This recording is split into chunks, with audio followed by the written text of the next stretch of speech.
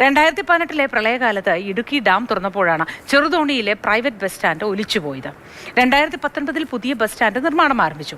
2024 ലോക്സഭാ തെരഞ്ഞെടുപ്പിന് മുന്നോടിയായി bus stand cum shopping complex ഉദ്ഘാടനം ചെയ്തു.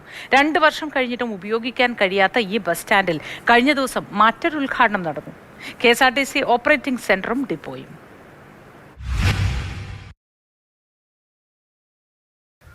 കഴിഞ്ഞ ദിവസമാണ് ഗതാഗത വകുപ്പ് മന്ത്രി KB ഗണേഷ് കുമാർ ചെറുതോണിയിൽ ഒരു KSRTC ഡിപ്പോ ഉദ്ഘാടനം ചെയ്തത്. കുറെ KSRTC ബസ്സുകൾ കൊണ്ടുവന്ന് പാർക്ക് ചെയ്താൽ KSRTC ഡിപ്പോയാകുമോ? അതിന് അടിസ്ഥാന സൗകര്യങ്ങൾ വേണ്ടേ? പ്രവർത്തന സജ്ജമായ ഒരു കെട്ടിടം വേണ്ടേ? പിന്നെ എന്തിനായിരുന്നു ഇത്തരമൊരു ഉദ്ഘാടന മാമാമുഖം എന്ന് ചോദിച്ചാൽ എല്ലാം തെരഞ്ഞെടുപ്പ് മുന്നിൽ കണ്ടാണെന്ന് പറയേണ്ടി വരും. 2024 മന്ത്രി റോഷി അഗസ്റ്റിൻ തന്റെ മണ്ഡലത്തിലെ ചെറുതോണിയിൽ ഉദ്ഘാടനം ചെയ്ത ജില്ലാ പഞ്ചായത്തിന്റെ shopping complex cum private bus സ്റ്റാൻഡാണിത്. ഉദ്ഘാടനം കഴിഞ്ഞിട്ട് 2 വർഷം കഴിഞ്ഞിട്ടും നിർമ്മാണം ഇനിയും പൂർത്തിയായിട്ടില്ല.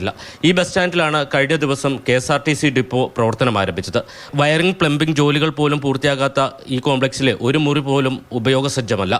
ആകെ ആവശ്യത്തിലേറെയുള്ളത് തുക അനുവദിച്ചതിന്റെയും ഉദ്ഘാടനങ്ങൾ നടത്തിയതിന്റെയും ഫലകങ്ങൾ മാത്രം.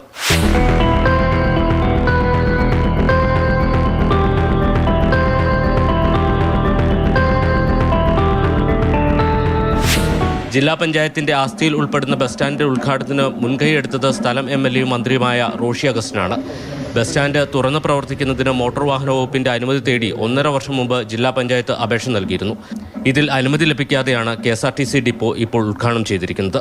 ഇത് 4 ഉദ്ഘാടനം കഴിഞ്ഞു എന്ന് പറയുമ്പോൾ സത്യം പറഞ്ഞാൽ ഇത് ഇടുക്കിയിലെ ജനങ്ങളെ പറ്റിക്കുന്നതിന് തുല്യമാണ്.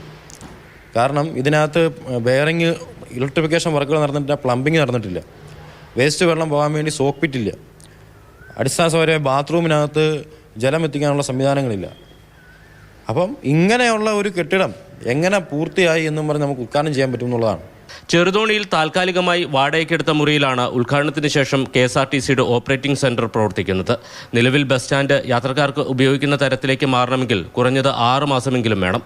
ഇപ്പോഴത്തെ ഉദ്ഘാടനം കൊണ്ട് ശിലാഫലകത്തിന്റെ എണ്ണം കൂടുമെന്നല്ലാതെ യാത്രക്കാർക്ക് ബസ് സ്റ്റാൻഡ് കൊണ്ട് മറ്റു ഗുണമൊന്നുമില്ല. വിനു കാഞ്ഞിരപ്പള്ളിക്കൊപ്പം ജൈനസ് രാജു, മാതൃഭൂമി ന്യൂസ്, ഇടുക്കി.